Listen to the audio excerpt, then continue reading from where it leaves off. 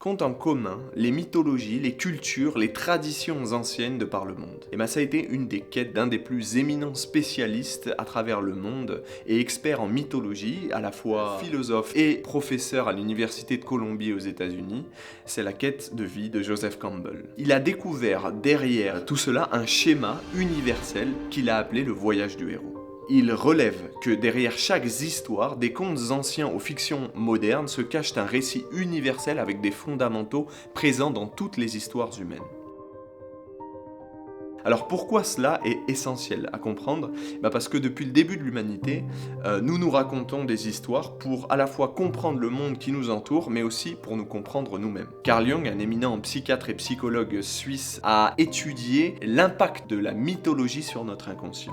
Il montre qu'à travers des personnages de fiction et mythologiques présents dans les histoires, cela nous permet d'accéder et de voir à travers ce reflet notre part d'ombre, d'obscurité, qui est relativement difficile à voir, en s'identifiant justement à ce personnage. C'est le point de départ du processus de transformation intérieure. Le voyage du héros, c'est une métaphore à l'existence humaine, un voyage à la découverte profonde de soi à travers ce processus de transformation intérieure. C'est une porte pour trouver notre véritable nature et réveiller notre potentiel dormant.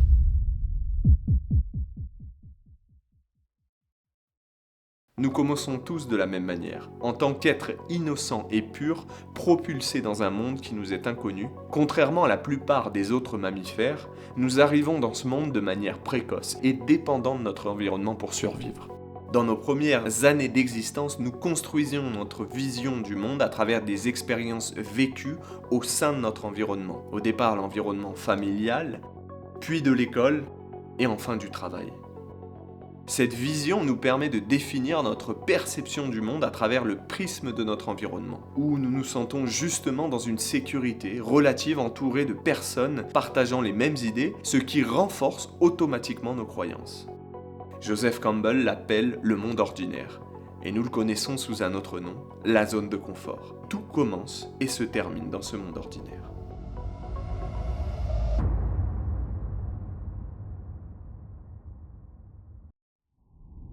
L'appel de l'aventure, c'est l'opportunité de s'engager dans une nouvelle quête, souvent déclenchée par un événement, un message ou une décision. C'est une invitation à plonger dans l'inconnu, à relever des défis qui nous obligent à laisser derrière nous ce que nous connaissons, ce que nous avons appris. L'illusion de notre réalité du monde ordinaire. I'm looking for someone to share in an adventure. Et c'est à nous, et seulement nous, d'accepter ou non cet appel, notre propre décision. Et si nous prêtons attention à cet appel, il peut être un doux rappel de la vie. Et sinon, si nous ne sommes pas vigilants, il peut arriver avec un coup de marteau. Car oui, la plupart d'entre nous refuseront cet appel. Le héros quasi systématiquement refusera l'appel au départ. Il continuera à vivre selon les règles des autres, à jouer le jeu de la sécurité dans le confort du monde ordinaire, à rester dans l'illusion de cette réalité, profondément insatisfait et loin du véritable potentiel qui lui est destiné. Et c'est compréhensible. Le changement est difficile et nous y résistons, le plus souvent par peur. Et une des plus grandes peurs est le regard des autres. Nous voulons garder les choses telles qu'elles sont et comme elles le sont, à la fois rassurantes et réconfortantes, car c'est ce que nous connaissons depuis notre enfance et le préférons largement à l'insécurité que provoque l'inconnu. La société moderne rend, qui plus est, le changement encore plus difficile. Nous sommes aisément, facilement distraits et tentés vers la facilité et l'immédiateté du confort. Nous avons besoin de force et de conviction pour pouvoir y faire face. Et aussi d'aide extérieure. C'est là qu'intervient la rencontre avec le mentor. Le mentor ou l'allié apparaît pour nous inspirer et nous guider, que ce soit une rencontre à la fois physique ou virtuelle de par Internet. Il nous aide à gagner en force et la conviction nécessaire pour avancer. Il partage son expérience et sa sagesse.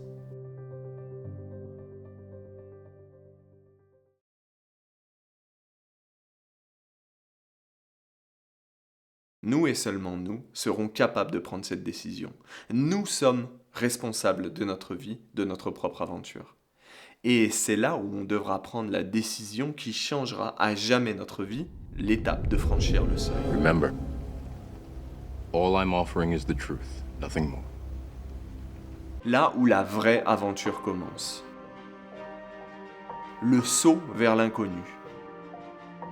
L'entrée dans le monde spécial selon Joseph Campbell. Le point de non-retour, car cela ne sera plus jamais pareil. La plongée dans le côté inconscient.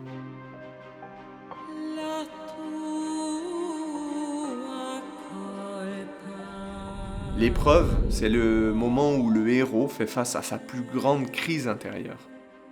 Le dragon, en mythologie, symbolise la partie la plus sombre, la peur la plus profonde. Faire face à cette peur est essentiel pour notre transformation. Au lieu sans cesse de rejeter, de projeter cette part sombre sur les autres, il va être essentiel de l'accepter en nous-mêmes. Autrement dit, d'arrêter de se battre avec soi-même et déposer les armes pour embrasser toutes nos peurs, savoir laisser aller l'ancien, le passé au passé, pour renaître avec le nouveau. C'est un point critique dans le voyage du héros. La décision de conserver l'ancien ou de commencer avec le nouveau. Et rappelons-nous ce qui compte. Ce n'est pas ce qui nous arrive, mais ce que nous en faisons. Dans la mythologie, la mort n'est pas seulement perçue comme physique, mais aussi comme un symbole de transformation. Life is always on the edge of death, always. And one should lack fear and have the courage of life. That's the principal initiation of all of the heroic stories. Sa réponse est oui. La première fois, l'on est à la vie. La seconde fois, l'on est à l'amour. C'est accepter inconditionnellement nos peurs, nos cicatrices et nos traumatismes qui font que nous sommes la personne que nous sommes aujourd'hui. Savoir l'accepter, c'est savoir reconnaître en nous, en chacun d'entre nous, la part de lumière et la part d'ombre. Cet amour inconditionnel, c'est la clé de la transformation intérieure. C'est la récompense. Accéder à ce pouvoir intérieur, réveiller en nous notre potentiel dormant, pour reprendre ce qui nous appartient et faire la paix avec soi-même. Alors le but, il n'est pas de rester dans ce monde spécial, magique. Le héros sait qu'il doit prendre la décision d'en revenir. Pour revenir vers le monde ordinaire, il doit livrer son ultime bataille, se battre pour ce qu'il croit et qui il est vraiment. Nous devons nous armer de courage et de valeur pour intégrer cette profonde connaissance de soi, pour vivre en accord avec cette philosophie de vie si durement acquise. Et c'est loin d'être facile car les défis sont nombreux.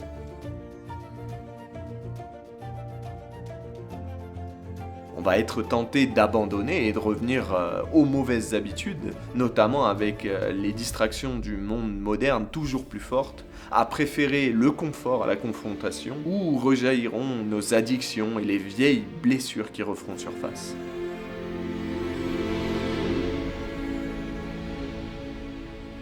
Le monde ordinaire, c'est pas un danger, mais c'est une opportunité de pratiquer et d'intégrer ses valeurs et sa philosophie de vie.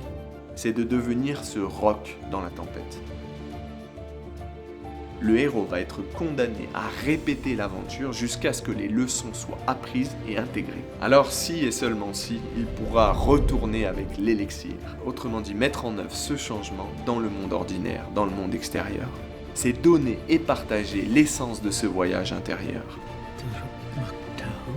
Si tu parles à travers ta vie et que ta vie est l'histoire, alors tu changeras des vies. Et c'est ce que font les sages de notre monde. Le véritable héros qui a intégré les leçons, il est le maître des deux mondes.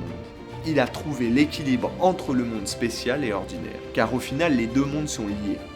Le conscient et l'inconscient, l'intérieur et l'extérieur, le spirituel et le matériel.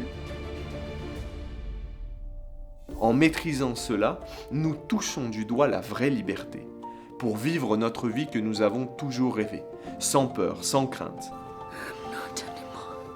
Le héros est alors en paix avec lui-même, l'expérience du sentiment d'équilibre et d'acceptation totale.